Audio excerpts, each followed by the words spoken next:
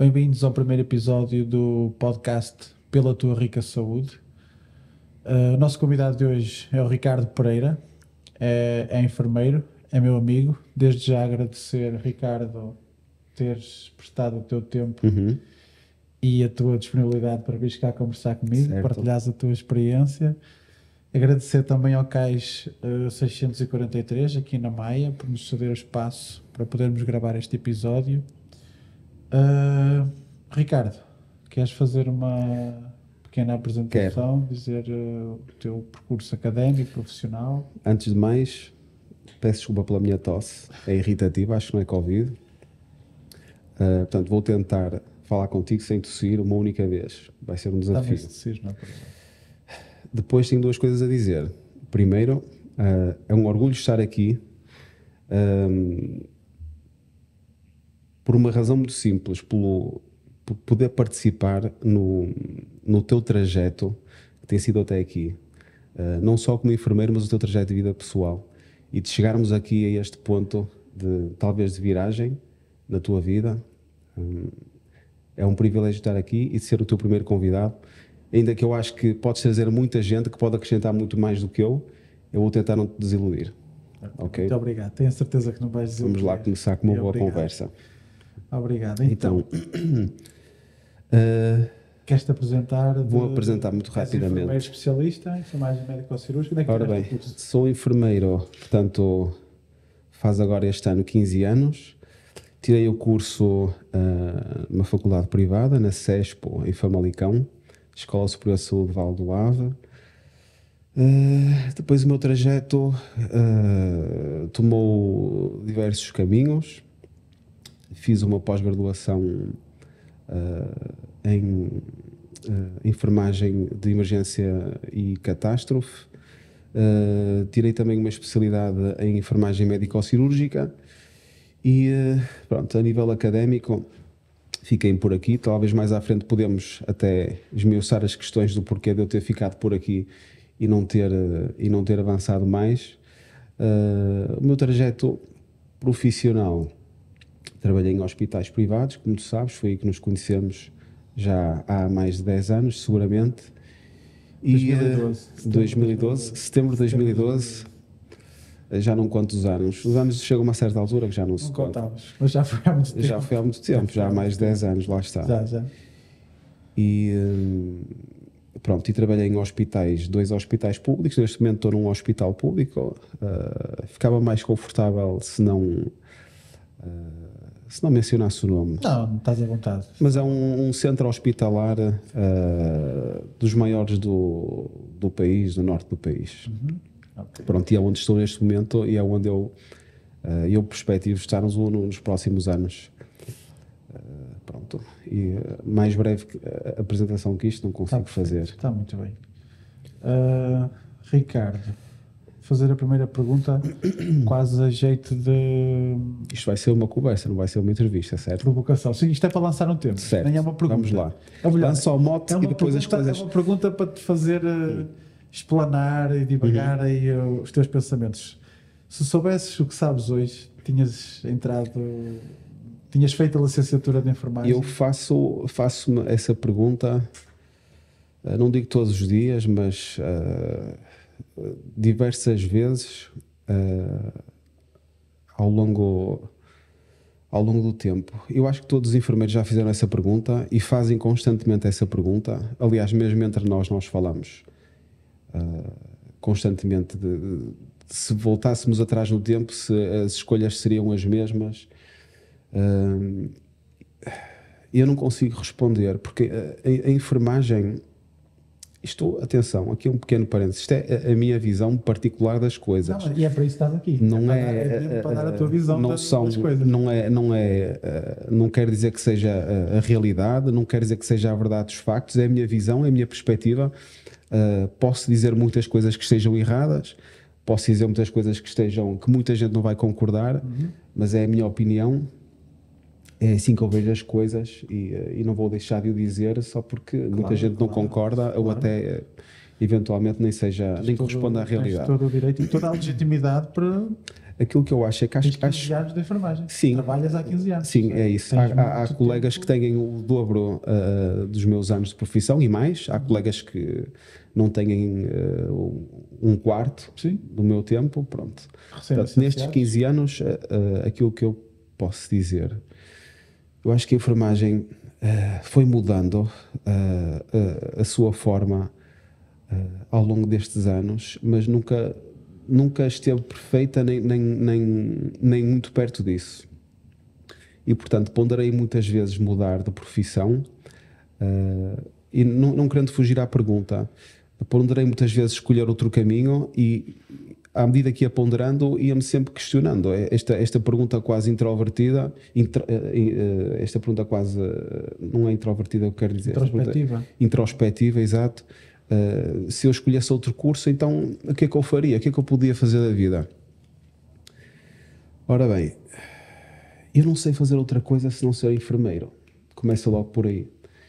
Eu acho que certamente conseguiria aprender. Mas achas que, pois era isso que te ia perguntar. Achas que, pronto, tu também não sabias ser enfermeiro quando foste estudar enfermagem? Certamente tinha que aprender. Se na altura tivesses ido, sei lá, para uma engenharia, ciências de comunicação, a única hipótese que eu consigo, onde eu me consigo ver, era uma carreira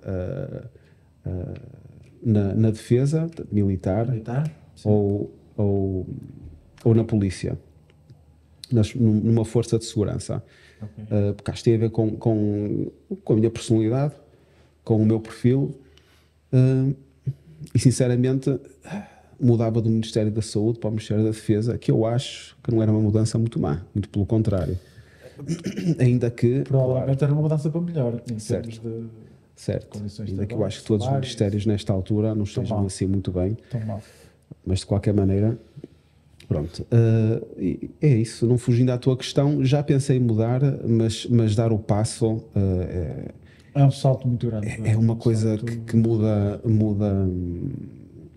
tudo na nossa vida, muda a nossa dimensão profissional, mas também pessoal, a nossa vida familiar, e tem que ser uma coisa muito bem ponderada. E neste momento nem nunca cheguei ao ponto mesmo de querer mudar efetivamente.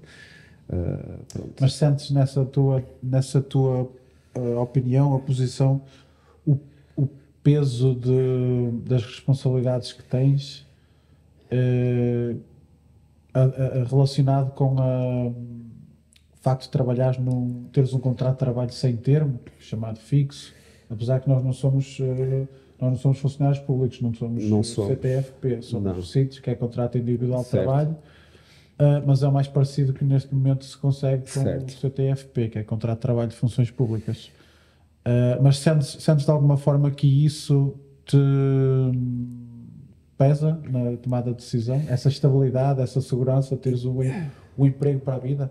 Eu acho que, voltando só um bocadinho atrás, eu acho que há duas formas de pensar na mudança de profissão. Ou de ter esse pensamento de, se voltasse atrás no tempo, o que é que eu faria? Eu acho que quando temos um turno mau, um turno difícil, é inevitável nós pensarmos o que é que estamos aqui a fazer, ou que tipo de vida é que fomos escolher. E depois, quando temos um turno bom, que começamos a pensar nisso. Eu acho que quando temos um turno bom e começamos a pensar que queremos mudar de vida, aí é quando efetivamente queremos mesmo mudar. Quando queremos efetivamente deixar de fazer aquilo que fazemos e deixar de ter de receber as coisas boas que recebemos, mas também de ter as consequências menos boas que temos, e queremos mudar. Depois de um turno mau ou de um período mau no trabalho, acho que toda a gente pensa sempre num outro caminho. Aí estamos sobre aquela nuvem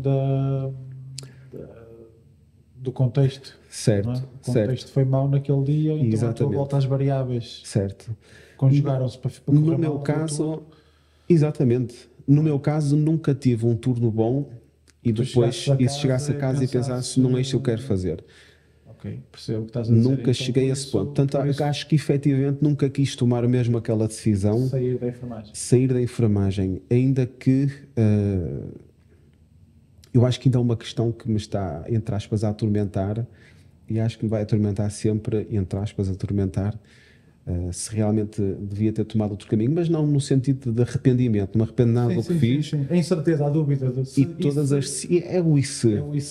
Acho que toda a gente coloca isto não só a nível profissional, mas também nas decisões da vida. Acho que é normal, acho que faz parte. Mas sem qualquer tipo de arrependimento. Aliás, a enfermagem e o caminho da enfermagem trouxeram-me as melhores coisas da minha vida. Eu não vou explanar aqui a minha vida pessoal, mas posso já falar da nossa amizade. Se não tomasse, certamente teria outras, mas se não tivesse optado pela enfermagem, não nos tínhamos conhecido e estávamos aqui. Portanto, podemos ter conhecido, mas não tínhamos sido amigos. Certo. Trabalhámos juntos. Todas as decisões que tomamos, boas ou más, levam-nos a um caminho e com um propósito, e eu tiro sempre o melhor dessas decisões. Portanto, a melhor dessas decisões, neste caso, foram estas amizades que eu tive, entre outras coisas. Sem querer ser muito filosófico. Não, acho que até concordo com o que estás a dizer. Todos os enfermeiros já pensaram em mudar. E, aliás, muitos mudaram.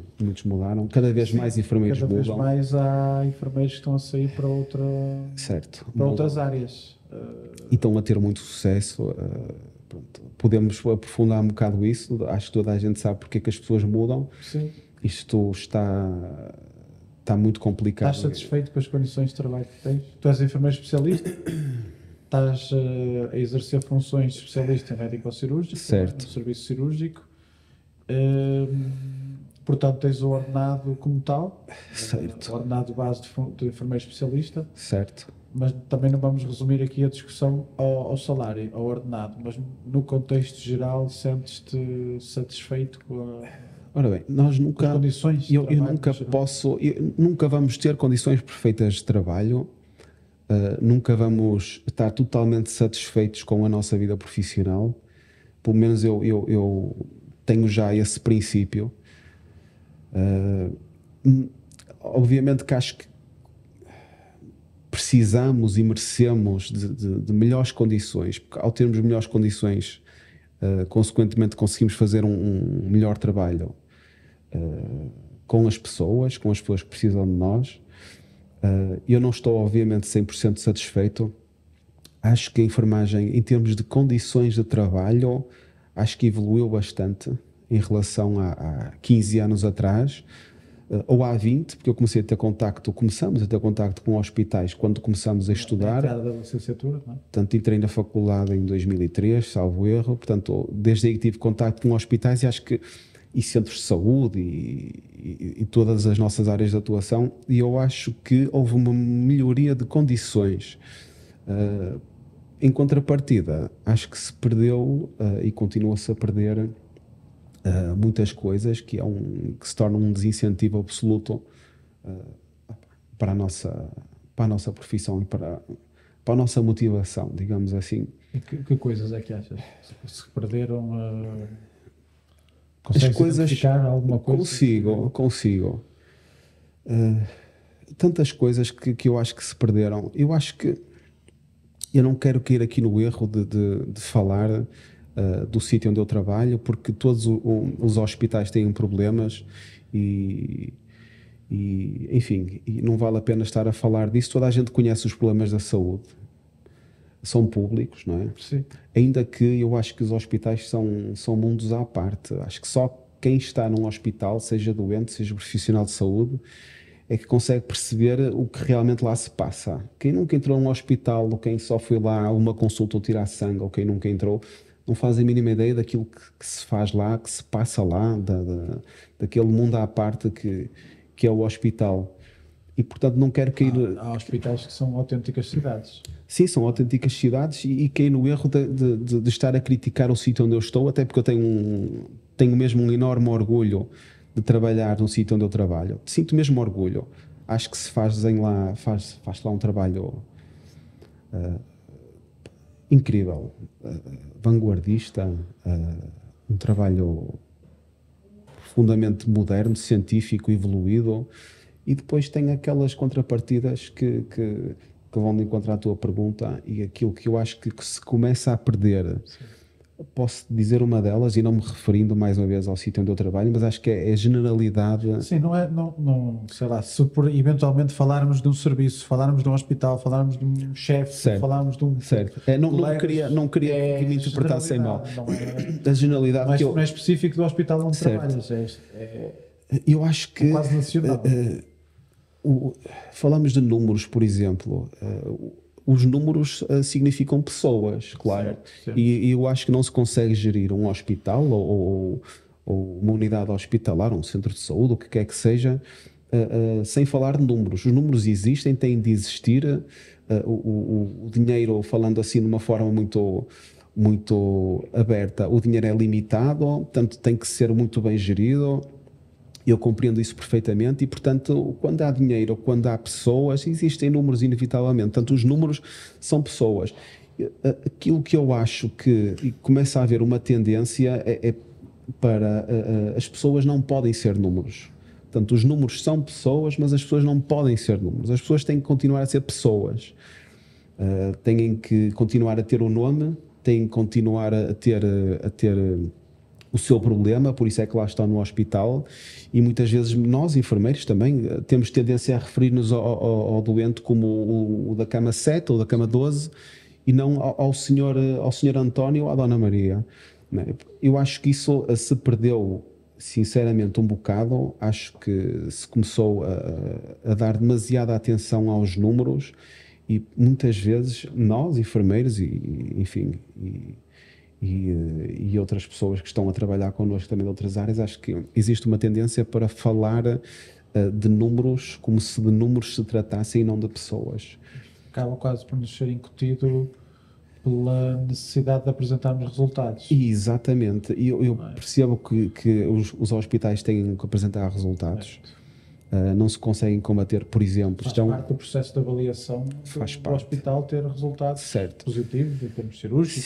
Sim, é isso. Não se consegue combater listas de espera, não se consegue melhorar e evoluir sem olhar para os números, analisá-los e interpretá-los. Agora é difícil, se calhar, humanizar mas esses números... processo de humanização, manter um processo de humanização digno, bom, como nós gostávamos para as pessoas, para os doentes, e ter na mesma sempre ao fundo a preocupação de, sei lá, ter que a pessoa ter que ter alta no tempo mais rápido, não é mais rápido possível, mas quanto mais depressa ela for para casa, melhor é para os indicadores do nosso serviço, do nosso... Acho que há uma certa tendência de nós todos, atenção, de nos deixarmos levar por esses resultados.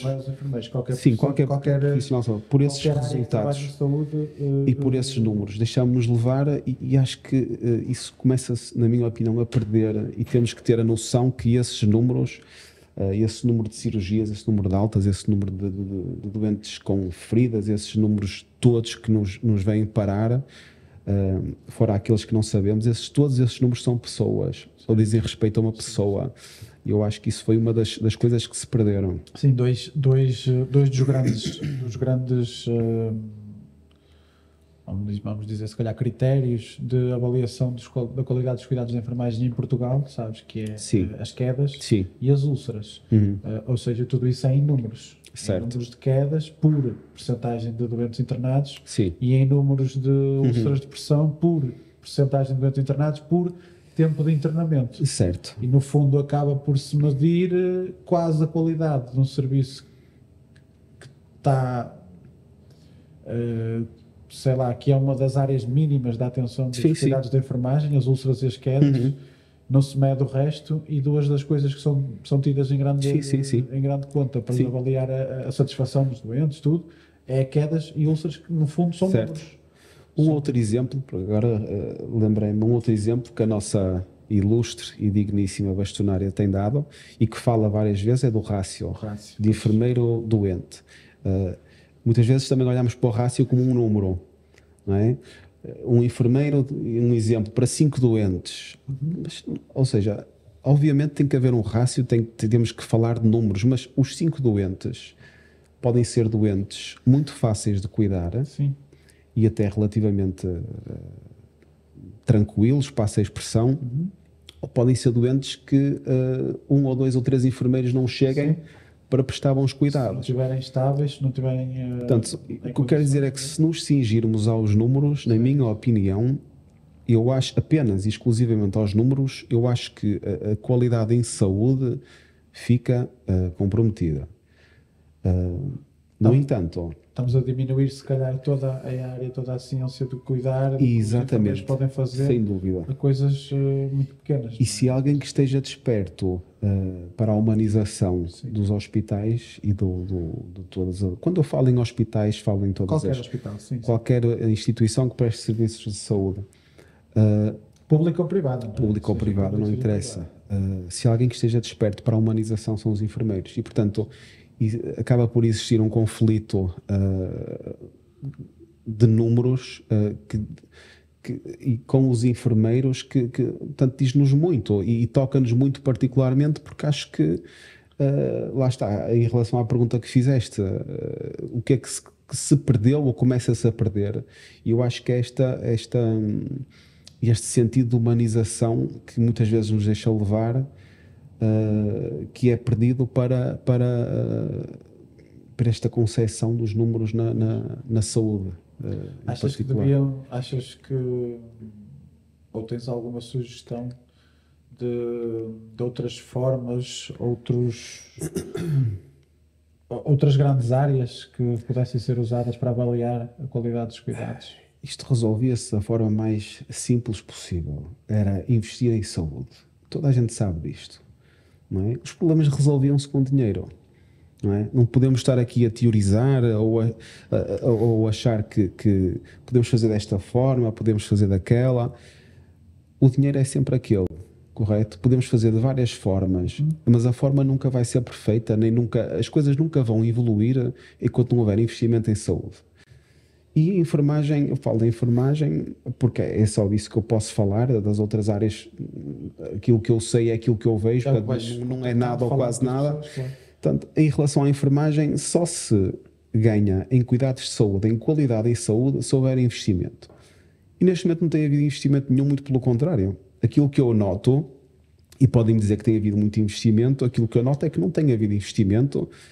Os nossos rácios em todo o país são baixíssimos, toda a gente conhece em relação aos países da OCDE. Isto é repetidamente dito pela nossa bastonária, mas parece que muitas vezes as pessoas, a generalidade das pessoas, digamos assim, não têm noção da importância do que está a ser dito. Isto quer dizer que se temos menos pessoas do que aquelas que eram devidas para cuidar de outras pessoas, quer dizer, que essas pessoas que têm de ser cuidadas não estão a ser cuidadas conforme deviam. Certo. E, portanto, estamos aqui a falar de coisas extremamente importantes. Sim. Não é? Não é só como às vezes fala-se muito a nossa bastonária fala muitas vezes nisso, no risco de morte do doente, que se o rácio não for cumprido, aumenta em 7% o risco. Mas também não é só isso, é usado, que isso é quase um chavão, que deve ser o que entra melhor na cabeça das pessoas. Claro. Que aumenta efetivamente o risco dos doentes morrerem, terem menos enfermeiros que os que eram supostos ter a cuidar dele. Mas também não é só isso, também os cuidados são piores. Claro, aumenta tudo o que é mau. Se é preciso 5 enfermeiros para um serviço de 20 camas, de 20 pessoas internadas, se naquele turno, ou se a partir daquela altura vão estar 4 enfermeiros ou vão estar 3 enfermeiros, a atenção não vai ser a que devia ser para todos. Não é? Por alguma razão se definiu que são 5 enfermeiros. Claro. Se isso não é cumprido, vai estar definido por alguma razão. Em erros de medicação, em tudo. Estar atento a sinais e sintomas, ter disponibilidade para o doente, não é igual. Eu acho que mesmo que as pessoas não tenham tido ou não tenham grande noção do que é a saúde ou do que é trabalhar num hospital, acho que conseguem perceber facilmente, indo pelo senso comum, que se não houver gente suficiente para cuidar de pessoas dependentes, alguma coisa vai falhar, não é? Alguma coisa vai falhar, ou alguma coisa vai perder, vai deixar de ser tão eficaz. Pode lidar à morte de mais uma pessoa por erro, claro, seja por não é preciso ser-se um especialista em nada para perceber isto. Facilmente se percebe que e tem havido esse desinvestimento. Alguma coisa falha mesmo. Claro, ou desinvestimento ou falta ou falta de investimento, ou falta de vontade também política, porque as coisas vão sendo feitas de uma forma ou de outra, vão sendo feitas, não é? Ou bem ou mal, lá está, os números aparecem, os resultados aparecem e é como se estivesse tudo bem, mas não está. Não é? Todos nós sabemos que não está.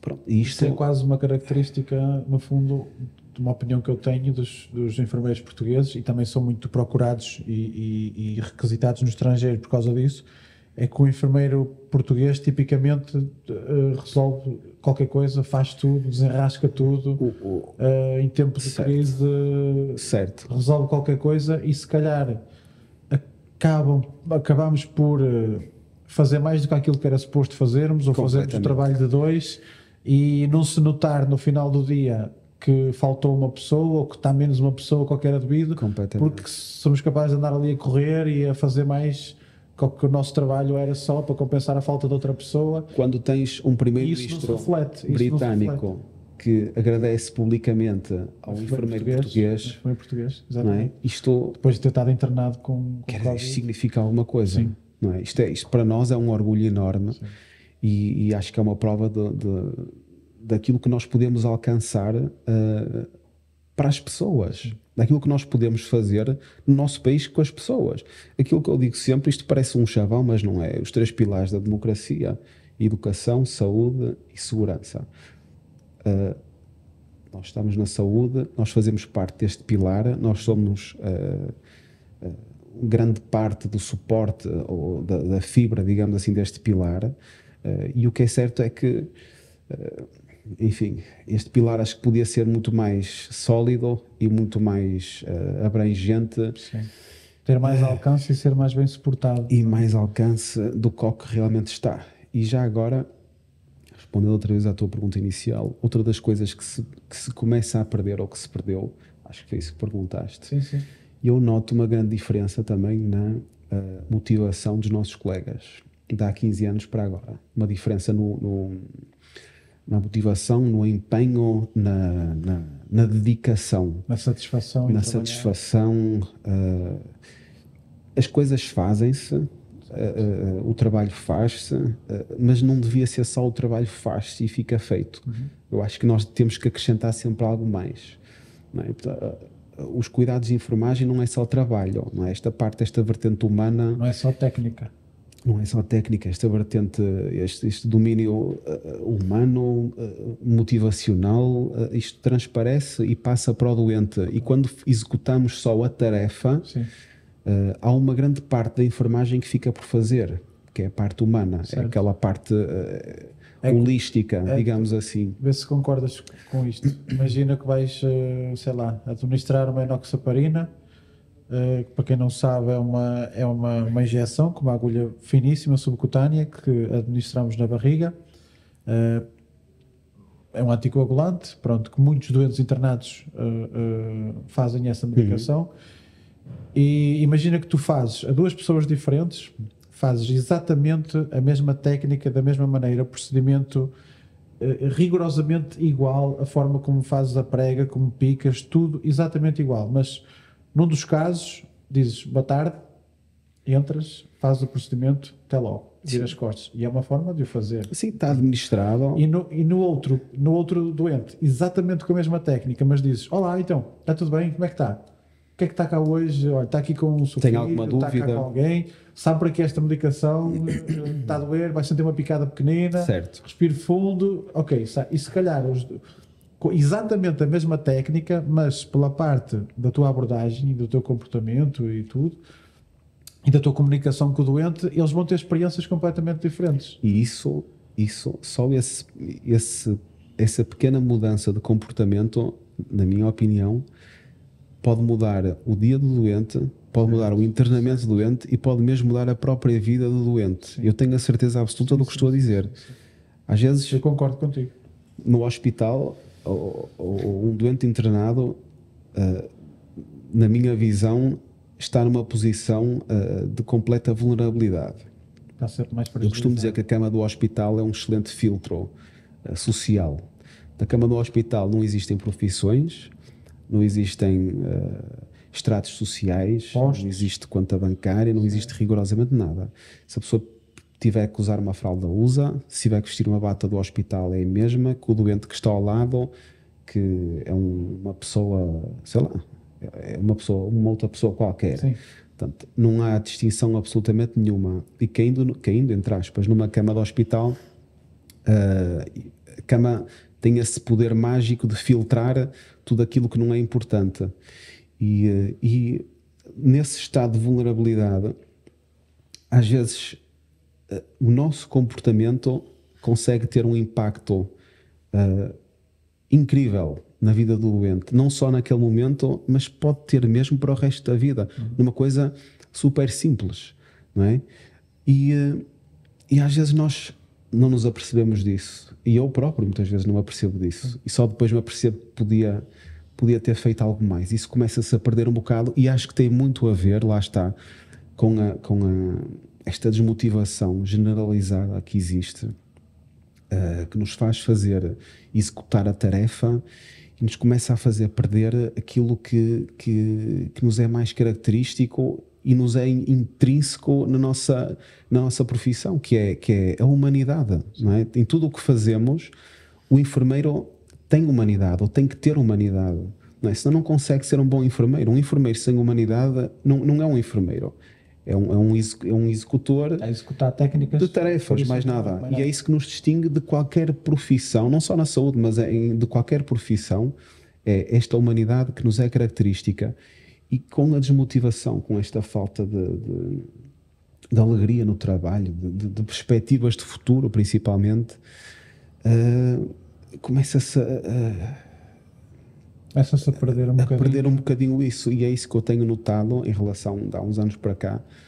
É isso que eu tenho notado, que esta desmotivação também não é saudável para a nossa profissão e enfim, para o panorama que estamos agora a viver, porque isto é muito bonito, mas chamarmos missão, não é? Aquilo que nós fazemos, mas a missão não paga contas de casa. Eu, por acaso, não concordo com essa. Não paga contas de casa, não concordo paga. com essa expressão. Não A missão paga, da enfermagem. não paga nada disso.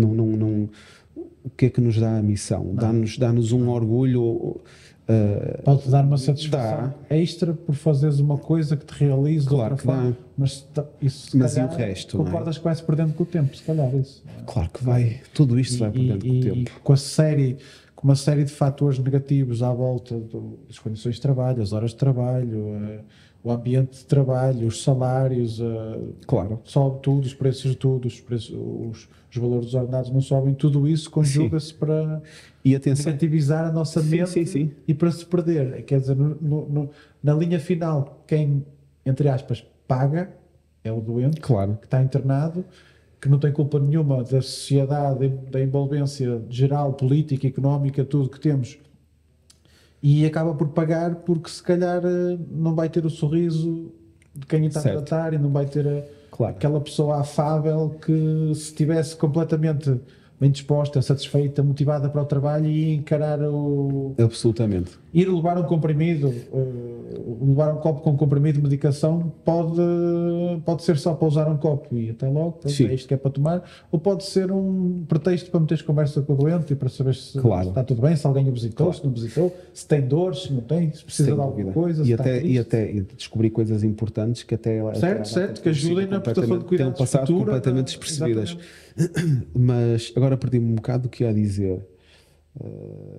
Já não me recordo. Estava a ouvir com tanta atenção que me perdi. Já sei o que ia dizer. Isto são situações. Esta desmotivação. Isto não é culpa das instituições hospitalares. O hospital é alheio a isto. O hospital trabalha com aquilo que lhe dão. Portanto, nós temos um orçamento e têm que o gerir da melhor forma. Portanto, eu não sou gestor, nem pouco para lá caminho. Eu percebo perfeitamente que os orçamentos estejam sempre apertados e tem que se falar de dinheiro. É impossível não se falar, na minha opinião, de cuidado em saúde se não se falar de dinheiro.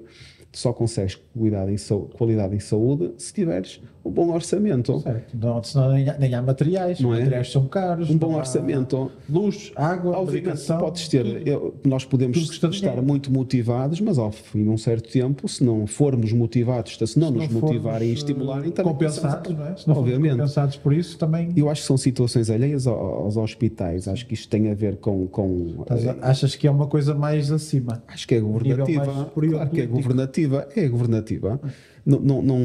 Não existe. Ou seja, a saúde é importante para os governantes até um certo ponto. O António Arnaud, que foi o fundador do Serviço Nacional de Saúde, eu penso que isto não é informação errada da internet. Acho que ele disse mesmo isto, que a maior parte dos políticos não se tratavam no SNS. Sim, já ouvi isso. Sim. Foi o fundador do SNS Certo, que disse. certo. E é óbvio que sim, eu percebo. E porquê que não se trata no SNS? Qual é a razão? Obviamente que coisas diferenciadas e muito, enfim, coisas muito específicas provavelmente vão para o Serviço Nacional de A Saúde. última linha mesmo de, A última linha de prestação tratamento. cuidados, Mas só se for, conseguem ter acesso no se partirem uma perna, não me parece que vão para o serviço de ortopedia do hospital, sei lá, de Guimarães. Não estou a ver a fazer isso. E antes disso, para a urgência. Claro, e para a urgência, Não, para a urgência do isso hospital nem vale a pena falar. Passar a noite. Nem vale à a pena espera entrar por aí, claro. E porquê? Por que razão é que isto acontece? Portanto, eu acho que não tem a ver com os hospitais. Acho que os hospitais são alheios a isto. Obviamente, qualquer instituição pode e melhora e continuar a melhorar, mas acho que tem a ver enfim, com hierarquias. São decisões mais com decisões acima, mais muito acima. superiores. Sim. Agora, ia aproveitar uma expressão que disseste para te pedir para falares mais um bocadinho sobre isso. Que disseste há bocado que a cama do hospital quer um filtro. É. Eu pouco tempo depois de acabar a licenciatura, comecei a pensar que, apesar de eu nunca ter estado internado, nunca ter estado numa cama de hospital mesmo, já estive a servir de modelo, como tu certamente, numa cama da escola, mas pronto, é um contexto académico, não tem nada a ver, apesar de tentar simular o contexto hospitalar, mas não é a mesma coisa. E que eu achava que devíamos todos passar pela experiência, pelo menos uma vez, de ter estado numa cama de hospital antes de nos prestar cuidados. Mas se puderes relacionar isso, ou se concordares ou não, isso com o que disseste de ser um filtro para a sociedade, um filtro... Eu tive há pouco tempo, trabalhei 7 anos em cuidados intensivos. Não é muito tempo, aliás, há pessoas que trabalham há 25 e ainda lá estão, há pessoas que trabalham 1, eu trabalhei 7, foi o meu tempo, deu para ter uma noção daquilo que são os cuidados intensivos, e tive lá, tivemos um doente particularmente conhecido, com um certo estatuto, mas uma pessoa extremamente humilde, ligado também à área da saúde, uma pessoa extremamente humana e empática, que me disse uma expressão muito curiosa. Ele disse, era a primeira vez que tinha estado numa cama de hospital, estava isto, enfim, de fralda e de bata de hospital, portanto é o dress code obrigatório quase de intensivos, que não tira a dignidade a ninguém, mas ele disse que se sentiu diminuído, e eu agarrei-me àquela expressão. Eu acho que aquilo caracteriza, ou deve caracterizar muito bem aquilo que os doentes sentem, mas não verbalizam. Sentem-se diminuídos. Fica-se numa posição frágil, diminuída, dependente de tudo em relação ao outro, que vai chegar para ajudar, enfermeiro, médico, auxiliar. E eu acho que é um excelente adjetivo, e acho que não é preciso falar muito mais sobre o que é que devem sentir. Acho que aquele adjetivo caracteriza muito bem aquilo que devem sentir, é diminuídos. E é aí que nós entramos. E eu percebo que sinta isso. E é aí que nós entramos, é aí que o nosso valor entra, não é? E é aquilo que muitas vezes não temos noção, ou temos noção, mas, enfim, muita gente não tem noção daquilo que nós podemos fazer para inverter isso. Só dá valor, efetivamente, ao enfermeiro, aos cuidados de saúde, quem lá está, quem passou por uma cama de hospital, quem precisou. Esses clichês têm sempre um fundo de verdade. Acabam por ser clichês exatamente. Mas tem sempre um grande fundo de verdade. Esse tem. Por algum motivo, não é? É clichê por algum motivo. Claro. Faz sentido. Mas tem um fundo de verdade muito grande. E fiquei com isso na memória. Sentiu-se diminuído. E a partir daí não.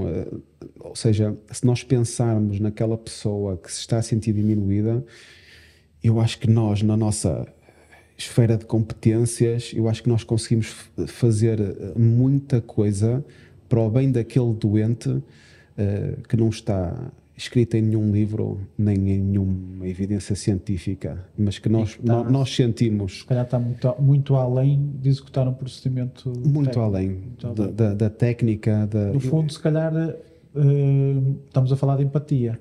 Eu acho que estamos a falar de coisas. Se conseguires pôr no lugar dele, sentir ou tentar sentir aquilo que tu achas que ele está a sentir, ou se o próprio doente, como nesse caso, Sim. o senhor te disse o que é que sentiu efetivamente, que estava diminuído, e não Certo. foi. Ninguém o fez sentir assim, ninguém lhe disse nada para se sentir assim. Foi o contexto, não é? Estava ali numa cama de hospital, de fralda, de bata, Sim. igual a todos os outros que estavam lá, independentemente de estratos sociais, de carteira. Era o filtro a funcionar. Esse tal filtro, independentemente disso tudo, do passado, dos bens de cada um, ali são todos iguais. Certo. São todos de fralda, todos Sim. de bata, deitados numa cama, Sim. dependentes de uma equipa de profissionais de saúde que Sim.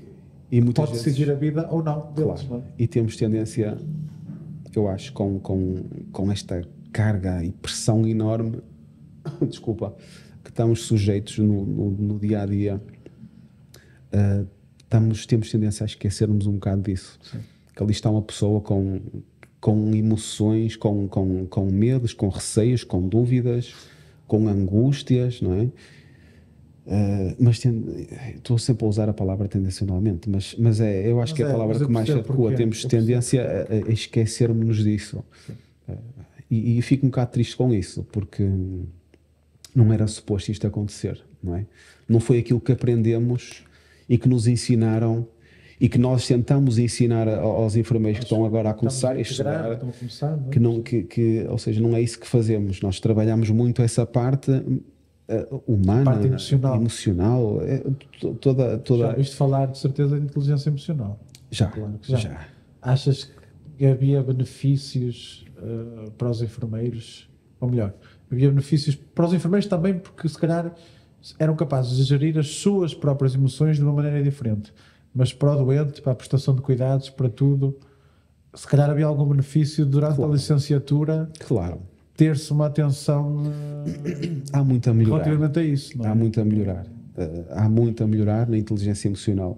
Eu acho que é uma área que ainda começa agora a ser, não digo descoberta, mas a ser mais valorizada. Mas está a ser mais falada. Sim, mais falada. E eu acho que, claro, que é extremamente importante a inteligência emocional, mais importante que o quociente de inteligência, não é? Mas já está. É o quociente emocional. E achas que... Acho que é preciso muita inteligência emocional para se fazer o que nós fazemos. É isso. Achas que beneficiávamos também de termos outras ferramentas para gerir as nossas emoções? Claro. Não, podemos falar de um extremo, que é o lidar com a morte, lidar com o luto, às vezes com a... Está-me a faltar agora a palavra, mas com o definhar de uma pessoa, com o desaparecer de uma pessoa, sim, ao fim de várias vezes, ao fim de muitos anos, isto começa a deixar marcas. Então, isto é fácil. Imaginemos... Nós não somos preparados para isto. Não, pelo menos claro nós tiramos o curso, eu tirei o curso na ESEP, na Escola Superior de Enfermagem do Porto, e nós não fomos também... Fala-se de estratégias de coping, fala-se de psicologia da doença, psicologia da saúde, mas efetivamente... Fala-se de muita coisa. Preparar-se... Por exemplo, lembras-te do primeiro doente que morreu contigo? Lembro, claro. Perfeitamente. Claro, toda a gente se lembra da primeira pessoa que morreu. E podes não te lembrar de todos. Esmeralda, 43 anos. Ficou-te... Encefalopatia hepática. Ficou-te marcado, se calhar mexeu contigo nessa altura. Claro que mexeu. Mexeu contigo. 2006, sim. Em 2006, trabalhava há um ano? Foi no teu primeiro ano de trabalho? Foi em estágio, eu estava em estágio. Foi em estágio? E o que é que sentiste? Quando... O que é que eu senti? Quando morreu a pessoa, só para tentar contextualizar. Eu recordo-me, senti que não estava preparado, mas senti que me tinha que preparar ou a bem ou a mal. Porque ia ser aquilo. Aquilo ia ser a vida que eu escolhi. Pronto. acho que toda a gente se recorda, ou pelo menos tem ideia da primeira morte, do seu próprio doente, que está ao seu cuidado, fica. Foi isso que eu senti. Daí que a inteligência emocional que falas, uma coisa é estudar-nos nos livros, o coping, tudo o que seja relacionado com isso. Outra coisa é treinarmos, é falarmos, enfim, eu acho que é até conversarmos sobre isso e desenvolvermos a inteligência emocional para lidar com estas situações que vão acontecer. Às vezes nem precisa haver uma morte, basta haver uma situação que envolva sofrimento, que envolva dor, que envolva... Às vezes algum caso mais chocante, sei lá... Algum caso mais chocante... Por exemplo, crianças. Sim, nós nunca estamos... Quando são coisas com crianças, acaba por mexer com toda a gente. Mesmo ao fim de pessoas com o dobro, o triplo da minha experiência, com 40 anos de serviço, mesmo ao fim de 40 anos, há situações que marcam e que de certa forma traumatizam. Mexem com o teu bem-estar psicológico. Certo. E depois, lá está. Eu acho que ao fim de tanto tempo nós podemos achar que ultrapassamos, mas eu começo a achar que verdadeiramente que não ultrapassamos. Se calhar recalcamos. Escondemos, eu acho que recalcamos. Temos ali para um lado numa gaveta e andamos para a frente. Por isso é que muitos de nós, na minha opinião, volto a dizer, na minha opinião, muitos de nós mudam com o tempo e com os anos de serviço. Muitos de nós Achas ficam... que isso pode... Ou uma das razões para isso também pode ser o burnout? A exaustão?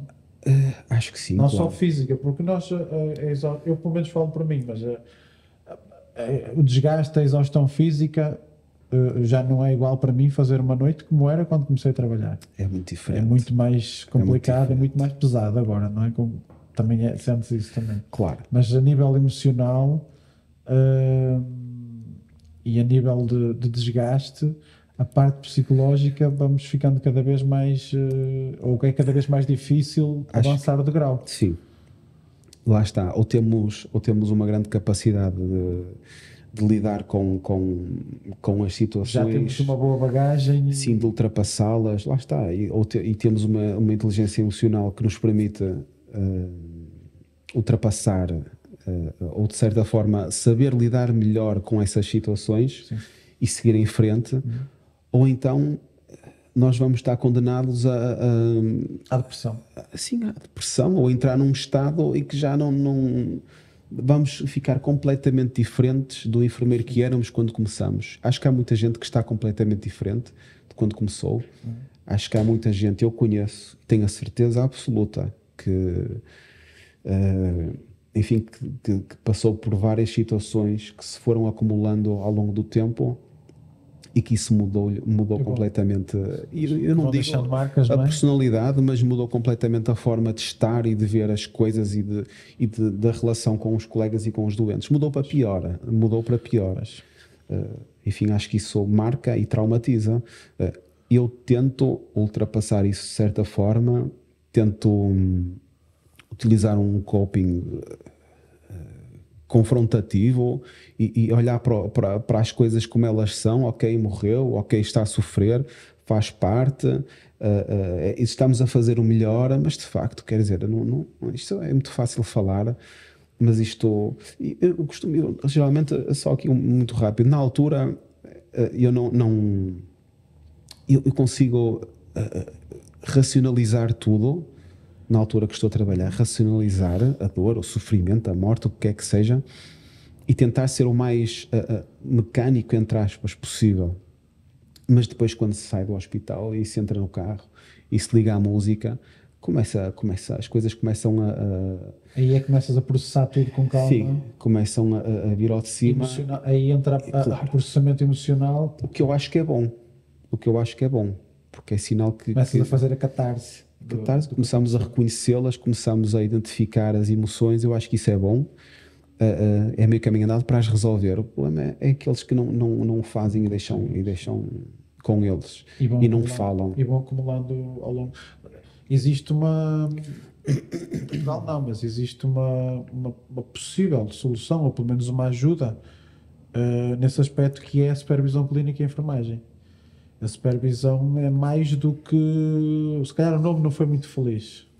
Acho que... Eu tenho a pós-graduação de supervisão. o nome que deram, supervisão, não é muito feliz porque Induzem. induz muito na parte avaliativa, na parte de Ok. controle, da parte de estar a ver o que o outro está a fazer.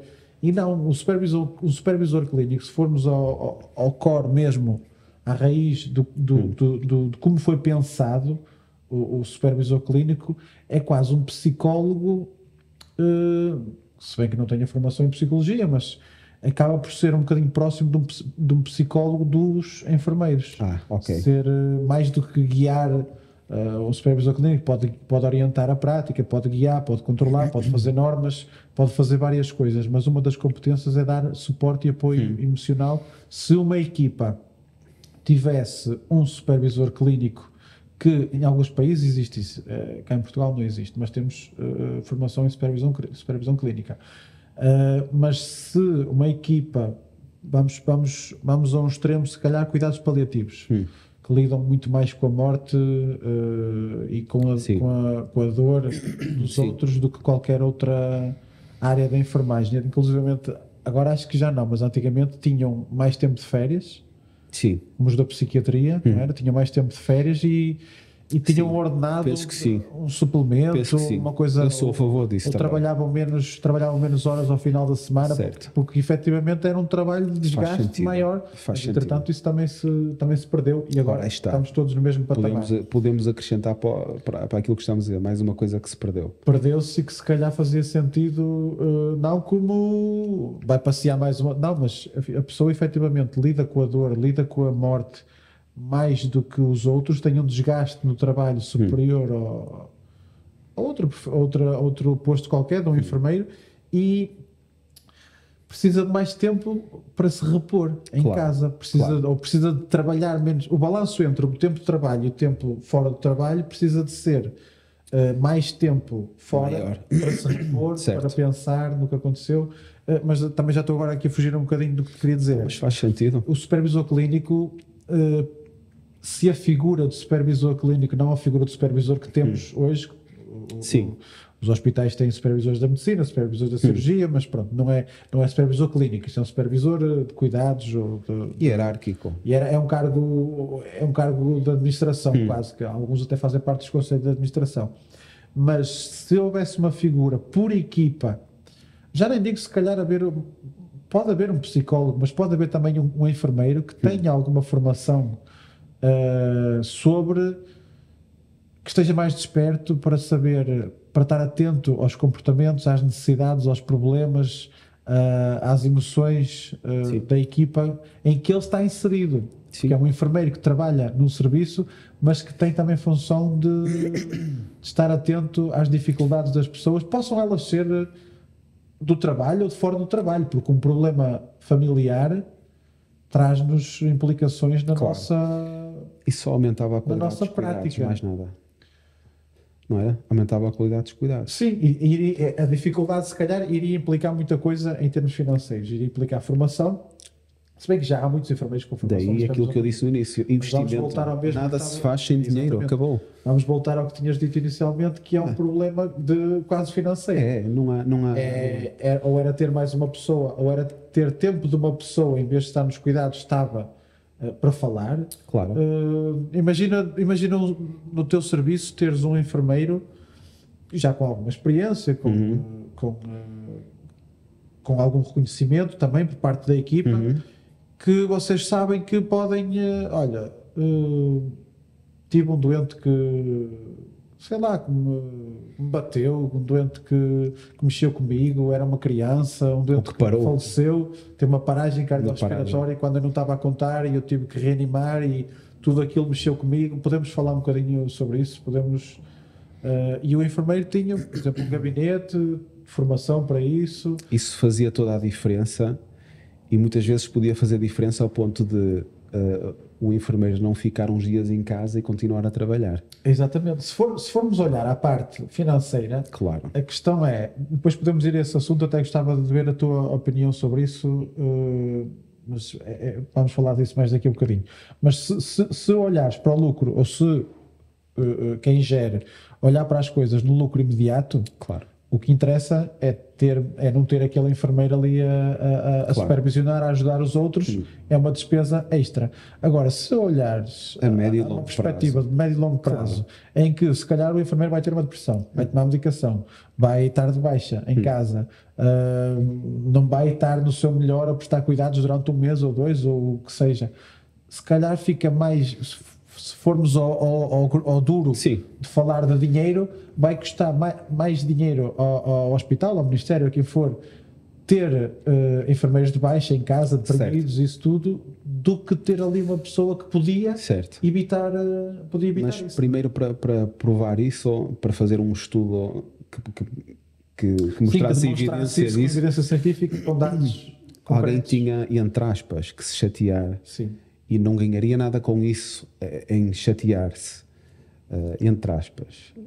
Sim. Não é? E depois as pessoas pensam, e muito provavelmente nem sequer seria aceite, porque ninguém acredita efetivamente nisso. É difícil, se calhar, para quem está de fora a decidir, perceber que isso era uma vantagem para todos, que é uma vantagem. Para todos os enfermeiros. Às vezes consegue-se. Às vezes há enfermeiros, e conheço vários, que têm a coragem, a determinação para conseguir mudar alguma coisa, e conseguem mudar, de facto, com muito, muito trabalho, e poucos ganhos. Poucos ganhos pessoais. E há muito pouca gente que está disponível para isso. Não é?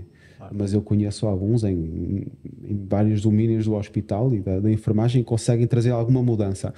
Mas como em tudo na saúde, para trazer alguma mudança é muito complicado. Muita burocracia. Muitos cabelos brancos. Muitos. E as pessoas chegam a um ponto que não compensa. Chatear-se. Não compensa com aquilo que ganham. Depois quem vai ganhar vão ser os doentes, vai ser o hospital, vai ser toda a gente, mas a própria pessoa que tem o trabalho todo de provar que aquela mudança é benéfica, depois que não tem, ou não digo sempre, mas muitas vezes não tem o ganho pessoal que lhe era merecido. E portanto isso desmotiva logo à partida a trazer mudança. Anterior, que está desmotivado. Portanto, se está desmotivado, já nem sequer inicia esse processo de mudança. Isto até nas coisas simples. Por exemplo, isto mudando só um bocado rápido de assunto, a nossa profissão não é considerada uma profissão de risco.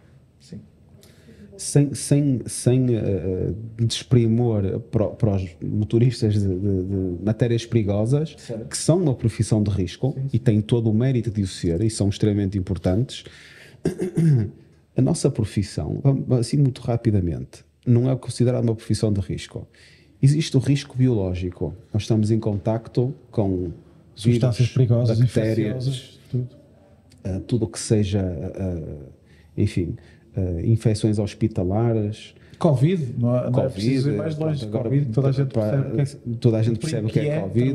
Risco biológico, substâncias perigosas, por exemplo, sangue, medicamentos que podem provocar danos a quem os prepara. Isto para falar assim uma linguagem... Medicação da quimioterapia por exemplo, é um exemplo. Mas exatamente, fluidos. Medicamentos tóxicos. Risco biológico, risco físico. Sim. Das mais variadas formas. Ninguém te impede de um doente estar agitado e dar-te um pontapé na cara. Certo, já me tentaram bater diversas vezes. Quantos enfermeiros já não foram espancados nos seus serviços? Quantos já foram espancados e não fizeram queixa por não acreditarem que a queixa iria fazer de facto alguma, ou trazer alguma mudança? Pegarmos em doentes com excesso de peso, doentes que, enfim, risco físico sempre constantemente presente. É frequente, até porque é uma das condições de risco, por exemplo, para ter um ABC, a obesidade, o sedentarismo. É facilmente, tens uma pessoa na cama com 120 kg, 130, não digo que é todos os dias, mas acontece. Que temos que lhe dar bem, temos que o posicionar, temos que o vestir, temos que o levantar, temos que tratar da pessoa. E aliás, não sei se existe algum estudo em Portugal, mas sei que na América existe um estudo muito extenso sobre isso, que é sobre o low back pain na enfermagem, ou seja, a dor lombar. Nós não precisamos de estudos aqui. Basta perguntar a 10 quantos sofrem de costas. Exatamente. E vão-te dizer, e 11 vão dizer, vão dizer que têm problemas de. Portanto, nem é preciso chegar a essa evidência. Portanto, risco biológico, risco físico, risco de radiação. Na unidade onde eu trabalhei, fazia-se raio-x diariamente. Sim.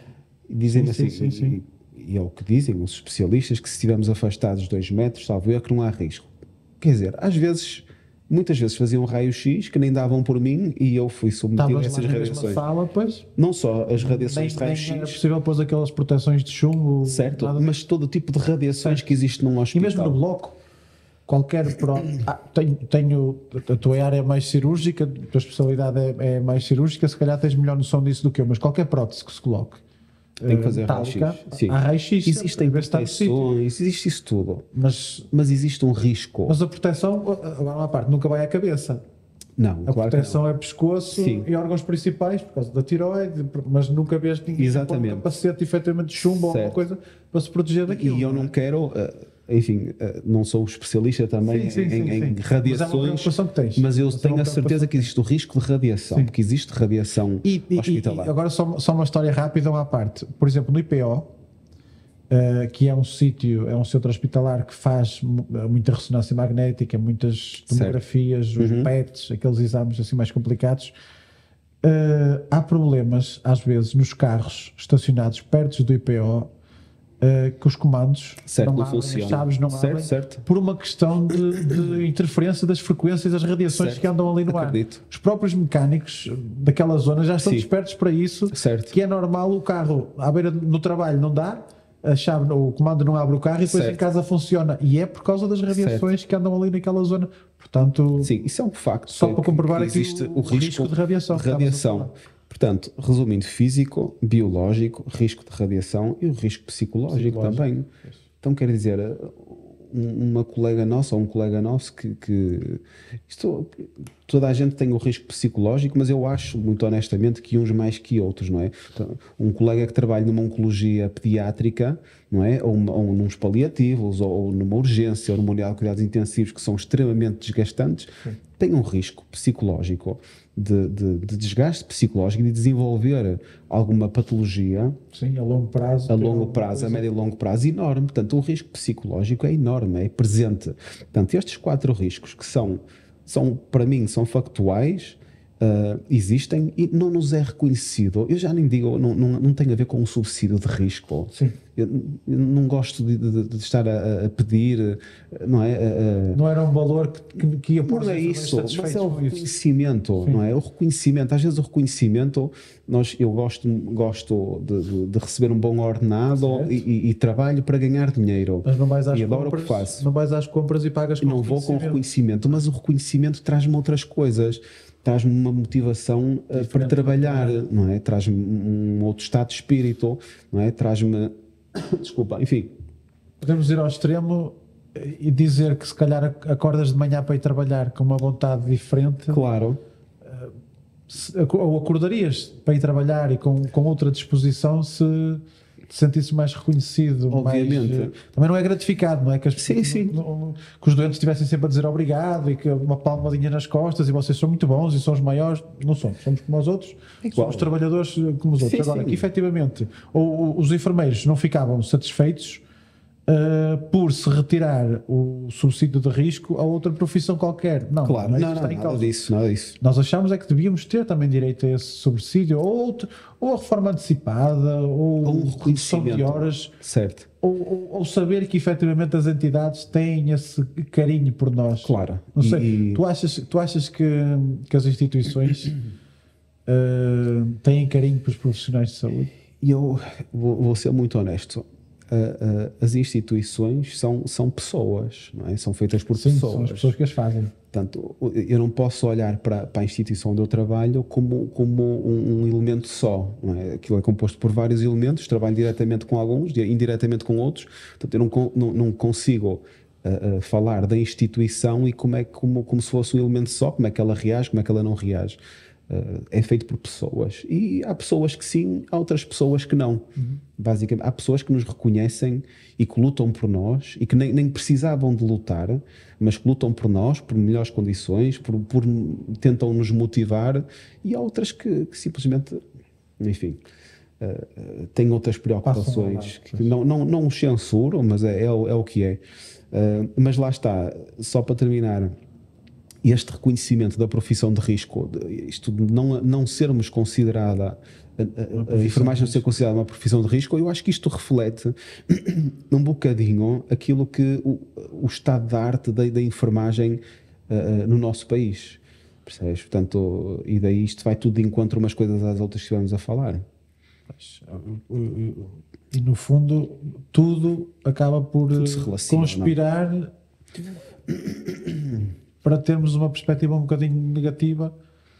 Certo. Ainda que atenção que isto não é um discurso pessimista. Não, nem é o objetivo disto é vir aqui fazer queixas de eu acho que nós temos mesmo ideias. Certo. Até pode ser que imagina que alguém ouve isto num cargo de administração e que poderá, quem dera, que ficasse mais desperto eu não quero para estas questões. Certo. Eu acho que não quero, isto é a minha ideia de como as coisas estão.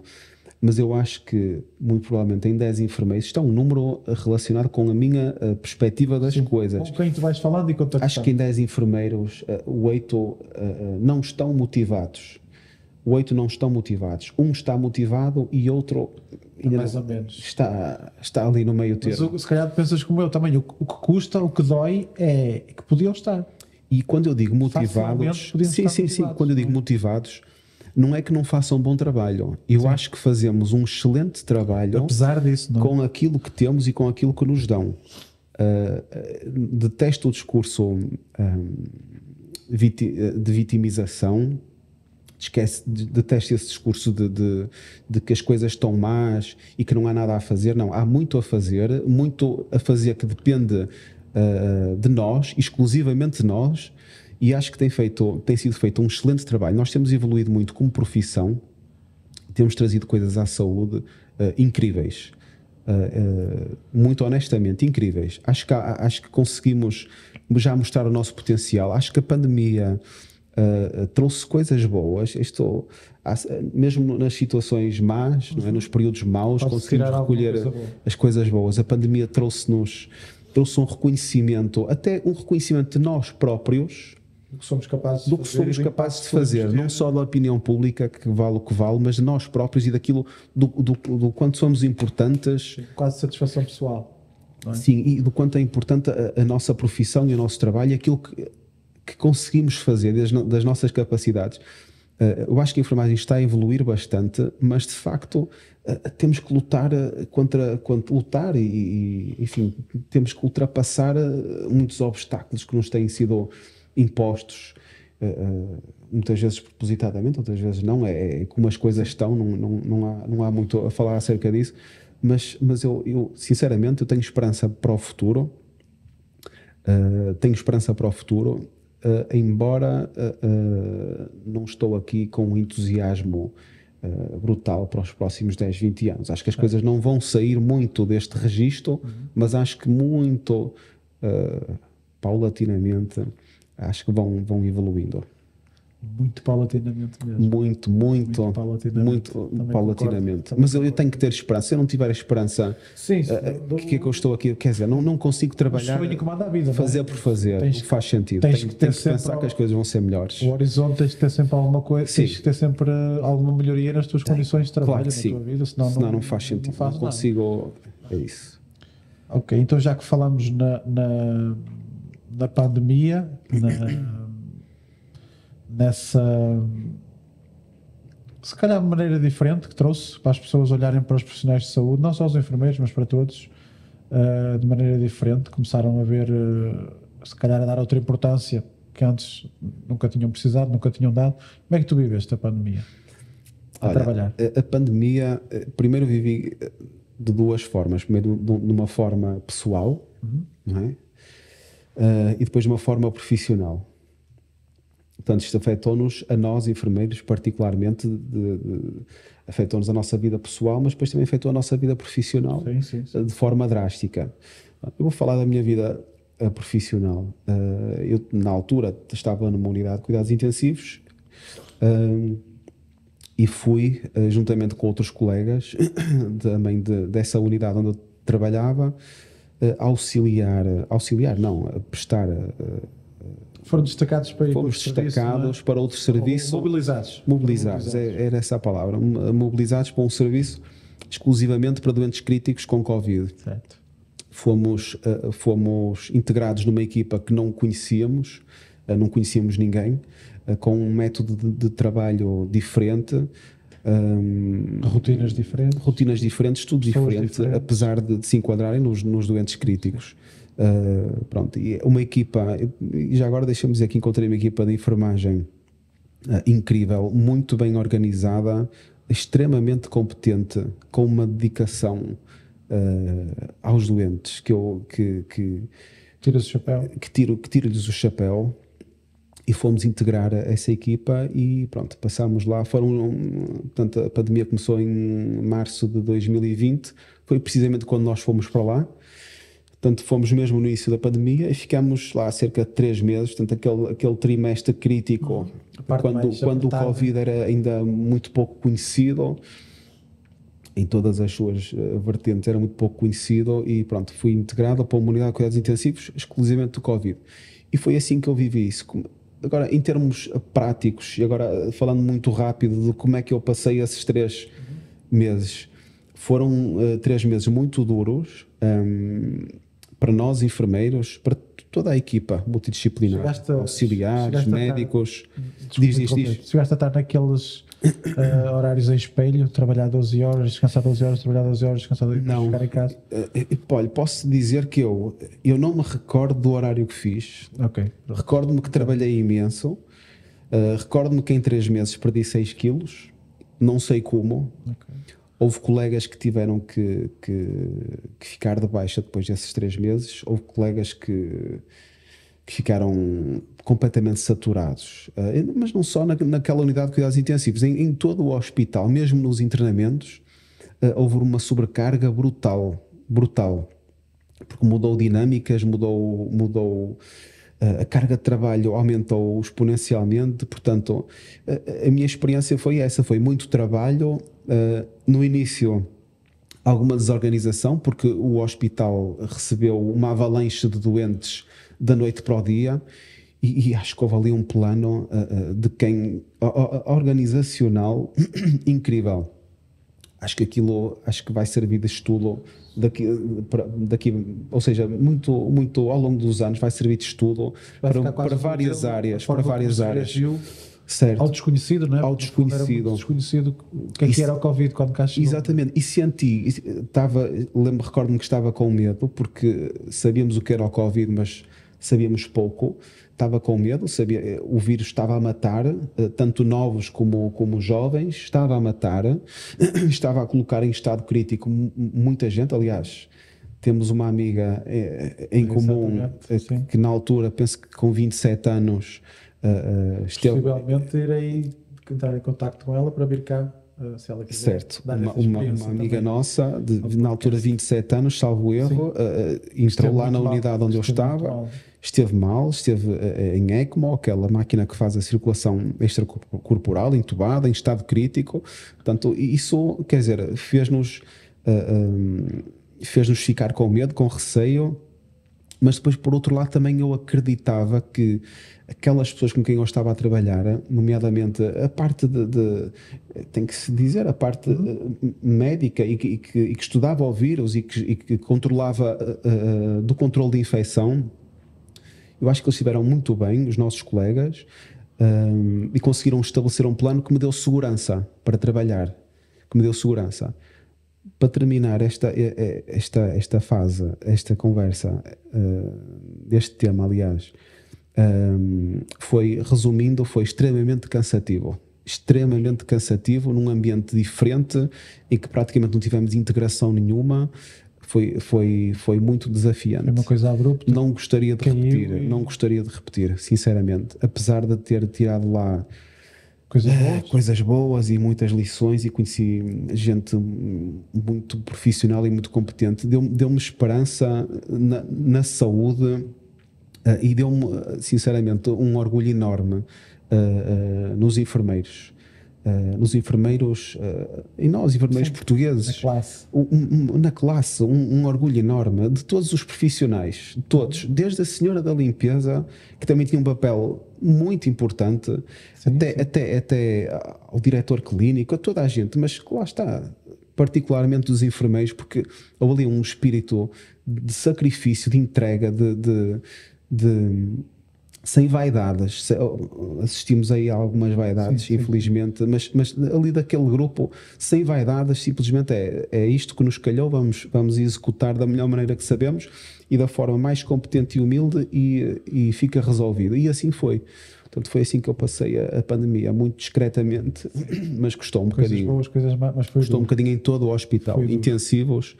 E enfim, e nos outros serviços. Calculo que a urgência também, sei que passaram muito trabalho, muitas dificuldades, mas enfim, está ultrapassada. Está ultrapassada. Eu acho, na minha vida, eu penso assim, os períodos que marcam, às vezes para me lembrar de um momento, eu tenho um marco na minha linha cronológica da minha vida. Portanto, tenho o meu nascimento, eu recordo, por exemplo, do 11 de setembro, foi um marco. Portanto, eu recordo-me, lembro-me daquela situação que se foi antes do 11 de setembro. Portanto, estabeleci ali um marco para me orientar no tempo, e o Covid, eu acho que toda a gente neste momento faz isto, foi antes ou depois da pandemia.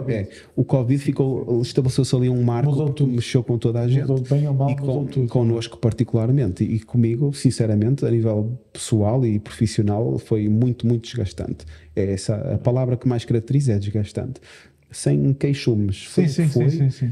Nós temos que, é a nossa profissão, estando ou não estando preparados, temos que o fazer. É como um militar, estando ou não preparado para a guerra, não adianta lamentar-se, tem que o fazer. Vou pegar agora nisso que disseste. É a nossa profissão, não é? Essa expressão, muitas vezes ouvimos nos queixarmos, pronto, poderá não ser queixar, mas falamos de alguma coisa, por exemplo, tenho feito muitas noites, estou cansado de trabalhar nos natais, e há sempre alguém que diz mas já sabia para o que ia, já é enfermeiro, estava à espera de quê, já é tipo, é enfermeiro, vai trabalhar por turnos, vai fazer turnos rotativos, é isto. Achas que maioritariamente é aos 18 anos, pode ser 19, 20, alguns ainda mais tarde, mas o grosso das pessoas é com 18 anos. Achas que quando se entra, ou quando se escolhe a enfermagem e entra-se para a faculdade, achas que é uma escolha consciente? Não, claro que não. Claro que não. De tudo aquilo que vai ser, tudo aquilo que implica? Não, é impossível.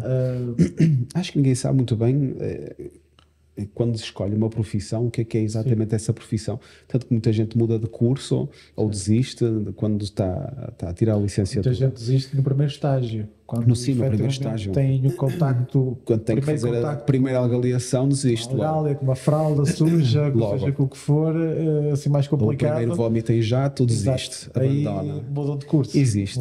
Nós nunca sabemos, eu acho que nós nunca sabemos, a não ser que já se tenha tido experiências que acho difícil. Ou alguém na família, se calhar. Ou alguém, mesmo assim, acho difícil, não é? Porque, quer dizer, é impossível conheceres o teu trabalho, não é? E a dinâmica que envolve e tudo aquilo que envolve antes de teres qualquer tipo de contacto. E mesmo nos primeiros contactos, mesmo nos primeiros estágios, tu ainda não conheces, começas a conhecer. Estás sempre protegido. Estás protegido, sim. No estágio tens sempre uma pessoa responsável por ti. Certo, e começas a conhecer. Exato. Tu decides tudo, és tu responsável por aquela pessoa. Os cuidados, és tu que prestas, és tu que decides. Até porque quando estás a estagiar, não fazes natais. Por exemplo, eu falo do Natal, que é uma coisa que me custa particularmente. Sim. Não fazes natais. Sabes que os vais fazer, mas não fazes. Mas quando fazes o primeiro, aí já sabes o que é trabalhar na noite de Natal. Não é? É quando está, isto é importante que se diga, quando está a família toda à mesa, sentada a comer, aqueles que celebram o Natal, e de repente são 7h30, 8 horas, a parte, não é, mais natalícia, digamos assim, o enfermeiro levanta-se, vou passar a noite no hospital, bom Natal para todos. Agora podem dizer assim, mas tu já devias saber que iria ser assim. É aí que eu quero chegar. Achas que é possível alguém saber efetivamente o que isso vai custar ou o que isso... Ninguém vai sabe. pesar no consciente de uma pessoa sem ter passado. Eu acho que sem ter ninguém passado. sabe, nenhum jovem ou não jovem que vá para a enfermagem sabe o que é que isso vai custar, mesmo que saiba que vai trabalhar nos natais ou nas passagens de ano, ou nos Mas aniversários sabe, dos filhos. ouve falar, não é? Ouve falar. Vais trabalhar no Natal ou vais fazer e pensa, ok, para não ter o Natal, mas depois só trabalho no Natal Certo. passado 7 anos ou sou 8 outra vez. Mas às vezes não é bem assim. Mas isto. E não, Podes trabalhar à tarde, no ano a seguir trabalhas à noite, no ano a seguir trabalhas à manhã. claro. Não é? E quem fala em Natal Não é fala rodado. aniversários dos Aniversários, filhos, festas, em geral. aniversários dos pais, de pessoas importantes. Qualquer momento importante na vida, que muitas vezes é substituído por um turno Certo. no hospital. Certo. E perde-se isso. E são coisas que depois não se consegue reaver. Perdeu-se, acabou. Perdeu-se para sempre. Sim. Portanto, Aquele jantar de Natal não volta a ver. não volta a ver. E isso custa bastante. E muita gente diz, já devias saber para o que vais, não querendo comparar profissões ou Não, estou-te a perguntar. não, eu ia-te fazer aqui uma comparação. Isto Isto é a mesma coisa que nos virarmos agora para um militar que de repente rebentou uma guerra e ele vai ter que ir para a guerra arriscar a vida dele e deixar a família em casa. Depois ele queixa-se ou lamenta-se ou até fala só sobre ou isso. até fala só sobre isso. Só fala E que sobre moral é que nós tínhamos para lhe dizer, então tu és militar, devias saber que a qualquer momento podias ter que morrer pelo teu país. Ok, não é bem assim, não é? Não é bem assim. Claro que ele sabe disso de antemão. Claro que ele sabia que isso podia acontecer. Mas uma coisa é ele saber que Mas podia até isso acontecer, estar outra no coisa é horizonte, acontecer. até isso ser uma perspectiva possível, Claro. não tem a verdadeira E noção ele do que tem é que... toda a legitimidade de ser ouvido, de falar sobre isso, de desabafar sobre isso e de manifestar o quanto isso custa. E eu só tenho que agradecer o facto de ele o estar a fazer. Não é? Certo. Só tenho que agradecer o facto de ele estar a fazer e esse serviço em prol de todos nós. Correto? Dar a vida.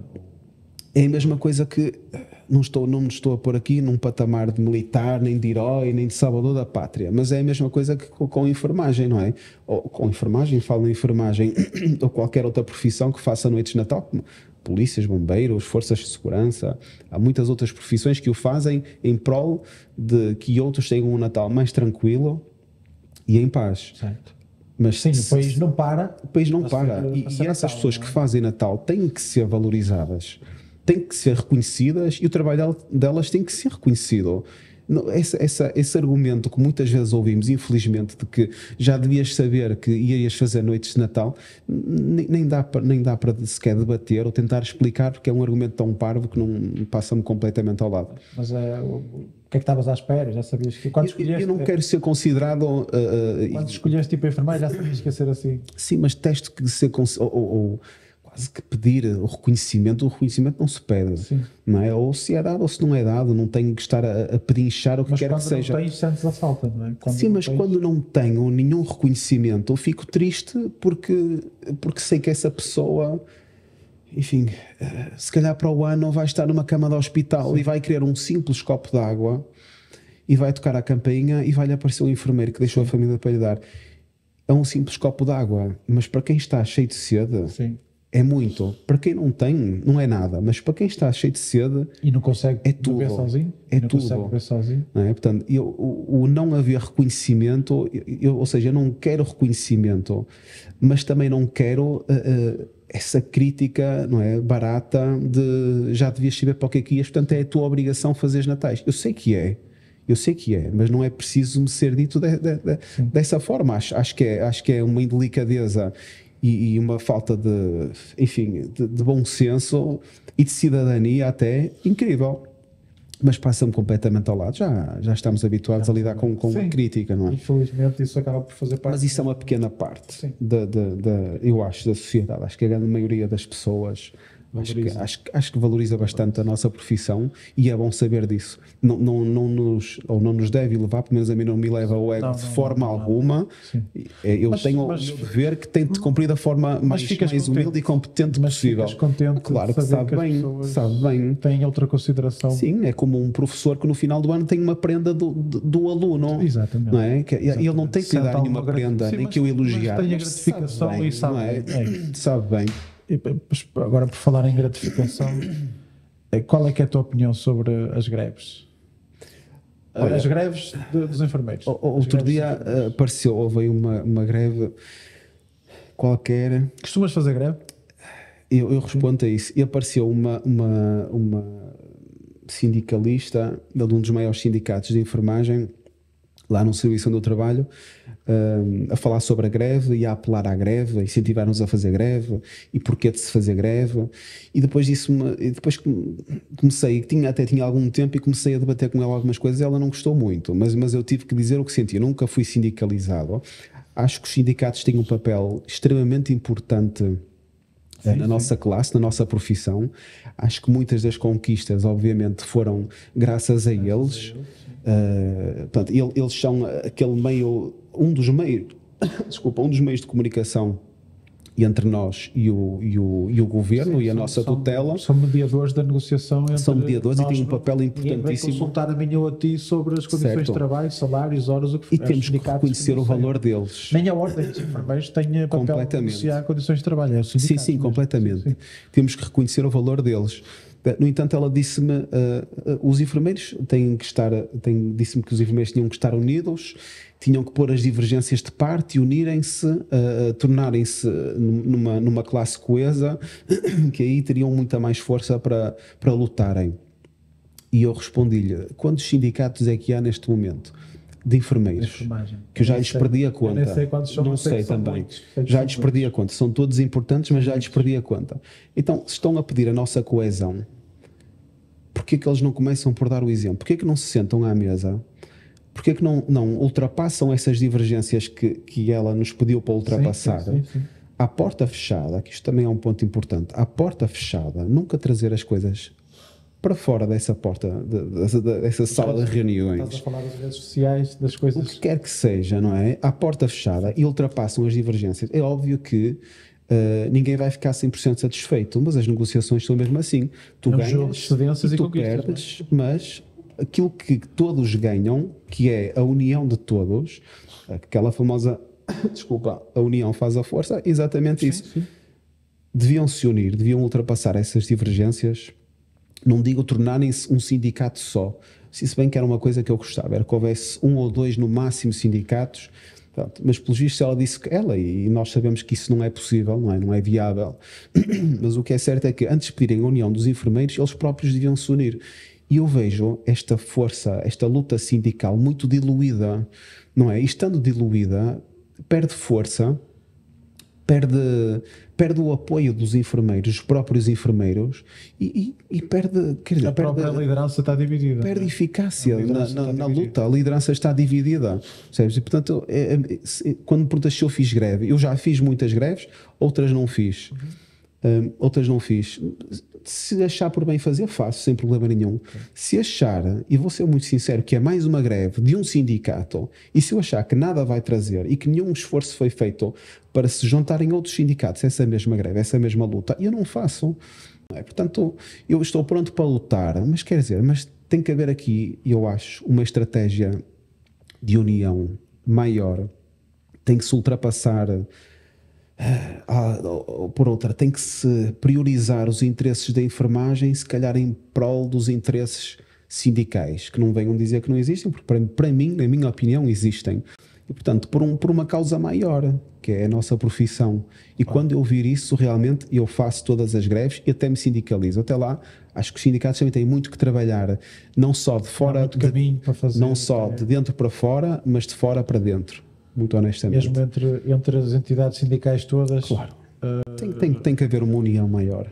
Haver mais coesão e menos divergência, talvez. Absolutamente. Não é? Menos divergência. Ok. Tu és especialista em enfermagem médico-cirúrgica. É verdade.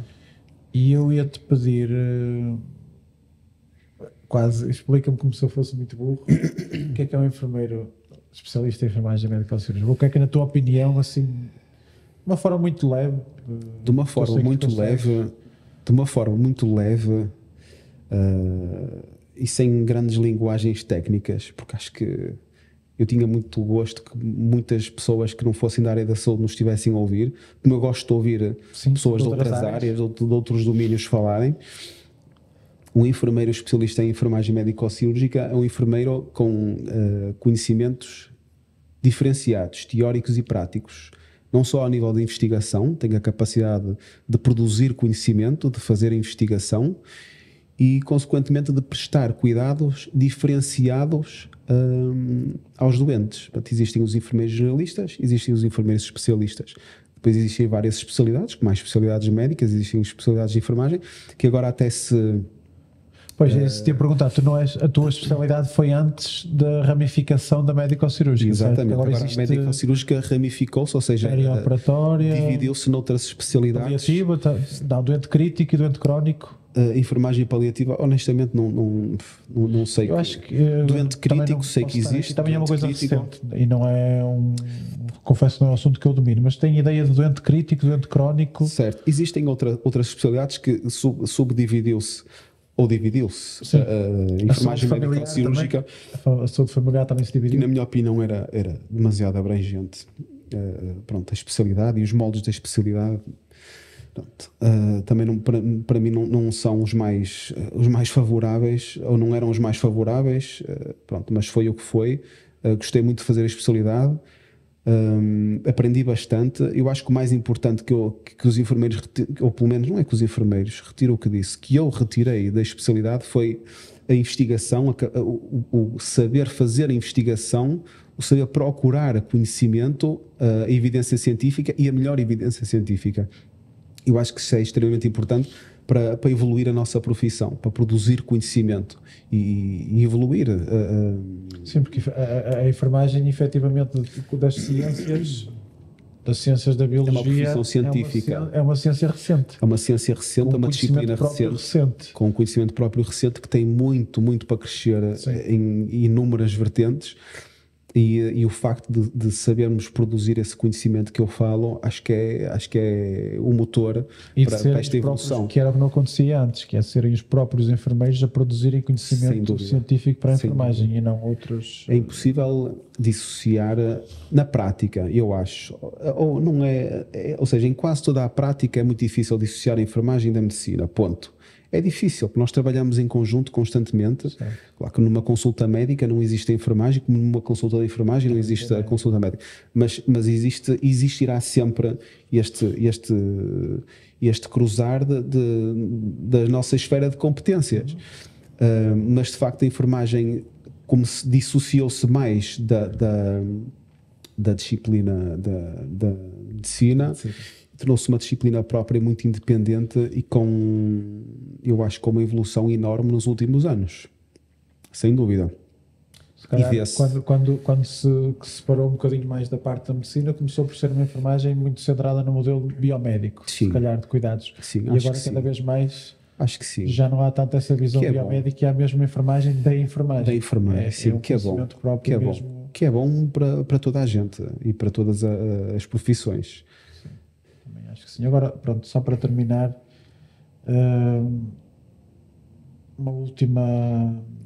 Não sei quanto tempo passou. Uma última questão. Já estamos a chegar às 2 horas. Fogo. Estamos a chegar às 2 horas. Isto é incrível. Para mim passou rápido. Muito rápido. Para mim também passou muito rápido. Sabes que é a primeira vez que eu faço isto. Isto é a antítese do Ricardo. Este podcast é a antítese do Ricardo. Fiz porque gosto muito de ti e não conseguia dizer que não. Muito por isso. Eu sou um homem de bastidores e nada de palco, nada. Mas a prova disso é que 2 horas que passaram assim, sem olhar por ela. Rápido. Mas faz lá a última pergunta. E eu acho que és uma pessoa muito... Sem elogios, por favor. Muito boa. Não, para palco. Aliás, por isso é que te convidei para seres o meu primeiro... Para seres o meu primeiro Tudo convidado. Isto que eu disse, como eu disse no princípio, isto é a minha visão das coisas. Eu não sou um enfermeiro muito experiente, também não sou um enfermeiro pouco experiente. Não tenho um conhecimento específico sobre uma determinada área. Isto é a minha visão das coisas de um simples enfermeiro do nosso país que trabalha no SNS e que simplesmente tem a minha opinião e aquilo que eu considero a verdade dos factos, mais nada. A tua perspectiva, certo, e a minha visão. do que tu és Certo. e do meio que tem bola, portanto, a trabalhar comigo. Portanto, se alguém não gostou do que eu disse ou discordou, ainda bem que discordou, Mas isso, é bom sinal. Gosto que discordem de mim. estamos numa democracia, não é? E discutir ideias é uma coisa que É só, mesmo nos, assim. só nos traz benefícios. É mesmo E agora assim. sim, desculpa interromper-te, o que é que ias Estás dizer? à vontade. O que é que o Ricardo de hoje, se pudesse, diria ao Ricardo que terminou a licenciatura em 2015 8. O que é que o Ricardo diria? anos, não é? 15 anos. Isso é uma pergunta um bocado difícil. Eu vou ser sincero, eu não diria nada, por uma simples razão. Ias deixar. Ia deixar, porque Descobrir sozinho. tudo o que eu passei, as coisas boas e as coisas, não digo más, as coisas menos boas, todas as dificuldades, todos os turnos e as situações más ou menos boas que passei, e todas enfim, todos estes traumas que inevitavelmente todos nós temos e eu também tive, todas as coisas que me ficaram na memória, todo este processo fez de mim aquilo que sou hoje e é aquilo que e fez de mim esta pessoa que me faz pensar desta forma, com a qual eu me sinto muito bem e feliz. Portanto, se eu me sinto muito bem e feliz a nível pessoal e a nível profissional, quer dizer que o trajeto que eu fiz foi o ideal e, portanto, não lhe daria nenhum conselho. Ias deixar a liberdade total. Ia deixá-lo estar sozinho. Faz o teu caminho, que é a porque melhor forma de o o fazer. que o fizeres, qualquer que seja o teu caminho, vai dar aquilo que sou hoje. E, portanto, sou uma pessoa perfeitamente realizada. Acho que ainda tenho muito a realizar e tenho esperança no futuro da enfermagem. Tenho muita esperança também no meu futuro pessoal, obviamente, e, portanto, não lhe diria absolutamente nada. Deixava-o ir, nem sequer falava com ele. Ias deixá-lo descobrir o caminho. Descobrir o caminho Caminhar sozinho, caminhando. porque O caminho faz-se caminhando. é uma profissão muito recompensadora, muito desgastante, mas muito recompensadora. E apesar de todas as dificuldades, nós falamos, nós discutimos, nós lamentamos, mas o que é certo é que fez de nós o que nós somos hoje, não é? Portanto, não lhe diria nada, mas é uma excelente pergunta para fazeres a mais pessoas que venham aqui, quero ouvir as respostas. Está bem. Mas também deste uma boa resposta. Surpreendeu-me, não estava à espera por acaso, pensei que ias dizer não diria. Conselho. Imaginem mesmo mais novo, mais magro. Um flashback. Olhei para mim, mais bonito e pensei, o que é que eu te diria? Não diria nada. Deixa-te estar, vai assim. Vai mesmo assim que vais bem. Vai com medo que vai. E às vezes vai parecer que não estás no sítio certo, que não tomaste a decisão certa e que não é isto que queres, mas aprende com isso. São crises existenciais que passam rapidamente com as coisas boas que se vão atravessar depois. Concordo. É isso. Bem, pronto, acho que damos então por terminada esta conversa. Muito obrigado. Foi um gosto de estar aqui e um orgulho enorme. Igualmente. E espero, anseio pelos outros episódios, porque acho que vão ser discussões muito interessantes. Estão agendados muito interessantes, tenho a certeza absoluta. Ainda bem que eu dei algum tipo de mote a este podcast. Espero que tenha muito sucesso, muito honestamente. Obrigado. E obrigado a quem nos tenha ouvido também. Obrigado pela tua partilha, obrigado a quem nos ouviu e seja no YouTube, seja no Spotify, nos podcasts da Apple, da Google, seja que forma for, partilhem com quem acharem que ia gostar de ouvir esta conversa, ou para quem acharem que seria interessante ouvir esta conversa e aquelas coisas todas. Ativem o sininho, subscrevam, like, comentem, tudo, que vou tentar dar o máximo de feedback possível. Pronto, e esperamos que tenham gostado, Ricardo. Obrigado a todos. Muito obrigado pelo teu tempo. Obrigado. E pela tua partilha. Obrigado.